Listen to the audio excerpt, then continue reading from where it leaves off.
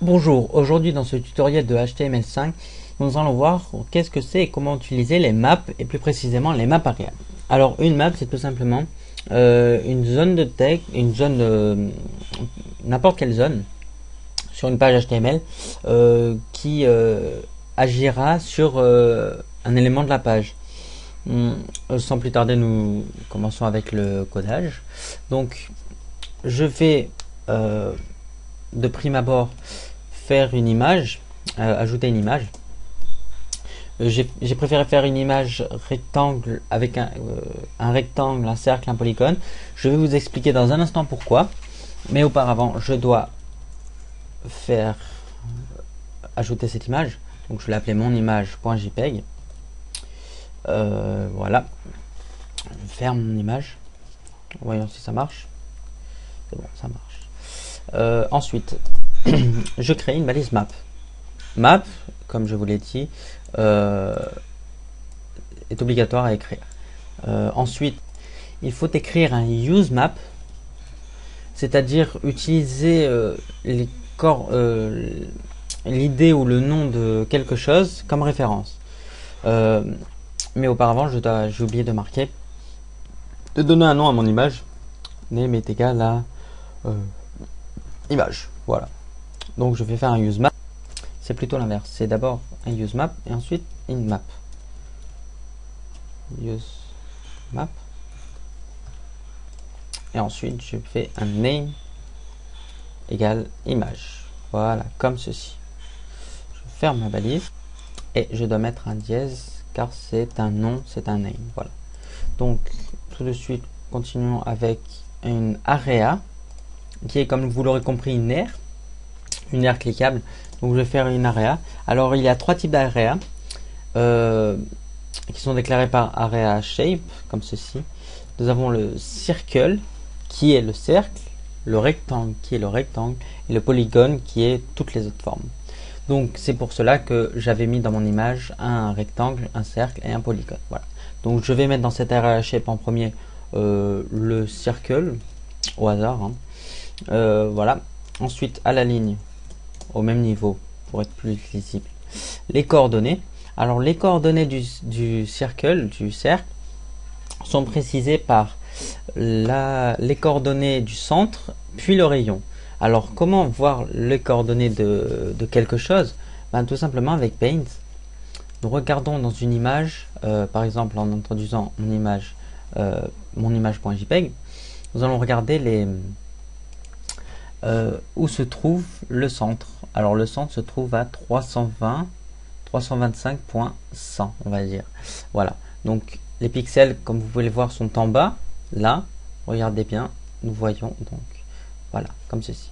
Donc je vais mettre 320,100, le rayon du cercle. Alors le rayon du cercle, c'est 45. Ensuite, après le shape et la corde, vient le href, le plus important.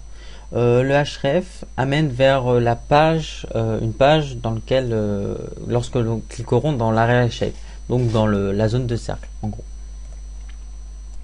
Donc pour les besoins de l'exercice, j'ai créé trois pages HTML, l'une contenant l'image rectangle.jpg contenant donc le rectangle.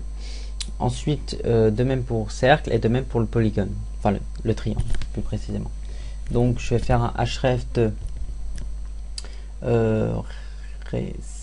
cercle.html ici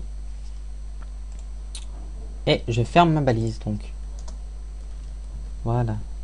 Donc regardons ce que c'est. Ah, oublié de fermer la map. Voilà. Donc tout de suite, dans ce que cela donne, nous pouvons voir que là il n'y a pas de zone cliquable et là il y a une zone cliquable. Donc je clique dessus et nous tombons sur la page cercle.html. Voilà. Donc c'est ça la map area, l'utilité principale du map area. Alors bon, je vais continuer pour voir toutes les possibilités. Donc area shape, cette fois c'est un rectangle. Voilà, shape avec un E. Je mets les coordonnées. Alors les coordonnées, bon, il n'y a pas de rayon dans un rectangle, nous mettons les coordonnées des deux points opposés au rectangle. Donc par exemple, nous allons voir avec Paint ce que cela donne. Donc nous avons d'un côté, prenons celui-là, 65, 145. Donc 65.145, pardon, 145. Ensuite, les coordonnées de l'autre point, non, 180. Donc maintenant regardons le côté opposé. Donc 175.60, 175,60. Voilà. Donc regardons ce que cela va donner. Ah oui, bien sûr, finir avec le href. Donc, ne pas oublier d'introduire le href avec le rectangle.jpg que j'ai créé au préalable. .html, pardon. Voilà, donc là, l'area a été créée. Voyons ce que cela donne sur la page HTML. Voilà, donc nous avons la zone. Voilà, donc la zone bien délimitée. Le point opposé, l'autre point opposé. On peut faire de même avec ça, hein, avec ces deux points. Il n'y a pas de restriction. Voilà. Nous cliquons, nous tombons sur rectangle.html. Après, pour ce qui est du polygone, c'est un peu plus complexe. Tout d'abord, la base qui ne change pas, qui est la déclaration shape.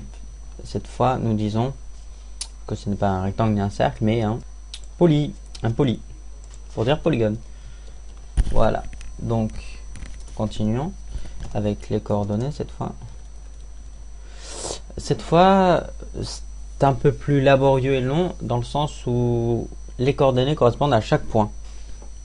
Donc c'est comme ça qu'on peut donner un triangle. Donc pour le triangle, on a donné les quatre côtés, comme ça, comme ça, comme ça. Donc nous avons les trois coordonnées, voilà, comme ceci. Href vers le polygone.html. Et voilà, nous avons donc ça. Ensuite, mettons à jour et nous avons les zones cliquables. Vous pouvez rajouter tout ce que vous voulez, vous pouvez mettre toutes sortes de polygones. Il n'y a pas de restriction, je le répète. Voilà, donc nous cliquons, nous avons polygone.html qui est en gros un zoom de l'image précédente que nous avons cliqué.